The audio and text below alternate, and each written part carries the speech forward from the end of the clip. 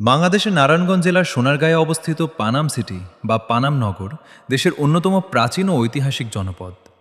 একসময় এটি ছিল বাংলার অন্যতম সমৃদ্ধ বাণিজ্য কেন্দ্র, যেখানে ধনী ব্যবসায়ী ও জমিদারদের বসবাস ছিল। সোনারগাঁ মধ্যযুগে বাংলার একটি গুরুত্বপূর্ণ রাজধানী ছিল। পরে ব্রিটিশ শাসন আমলে, বিশেষ করে ১৯ শতকের শেষ ভাগ ও ২০ শতকের শুরুতে পানাম নগর নতুন করে গড়ে ওঠে। ধনী হিন্দু কাপড় ব্যবসায়ীরা এখানে ইউরোপীয়, মুঘল ও দেশীয় স্থাপত্যশৈলীর সমন্বয়ে দৃষ্টিনন্দন অট্টালিকা নির্মাণ করেন।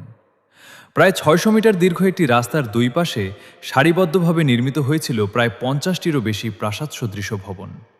এই ভবনগুলোর নকশা, কারুকাজ ও স্থাপত্য আজও দর্শনার্থীদের মুগ্ধ করে।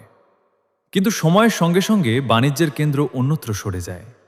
১৯৪৭ সালের দেশভাগ এবং পরবর্তী সময়ে বহু হিন্দু পরিবার ভারত চলে গেলে পানামনগর ধীরে ধীরে জনশূন্য হয়ে পড়ে।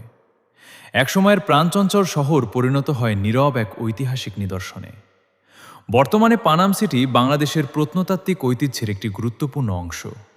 দেশ বিদেশের অসংখ্য পর্যটক প্রতিদিন এখানে আসেন ইতিহাস, স্থাপত্য ও হারিয়ে যাওয়া এক নগরীর গল্পকে কাছ থেকে অনুভব করতে।